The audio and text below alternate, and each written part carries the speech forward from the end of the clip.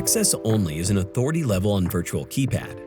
You can remotely manage door access from a computer or mobile device.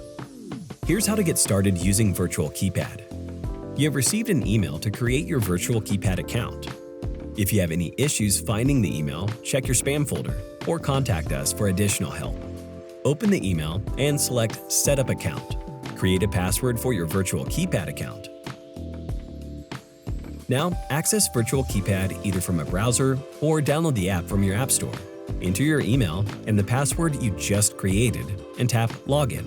Now enter your user code for your security system. Swipe and you're in. Here is the home screen, where you can access doors on the system. Select Access to grant momentary access to any door allowed. If you have any questions on Virtual Keypad, access the Help file located on the side menu under Help. Or tap our logo at the top of the menu to contact us directly.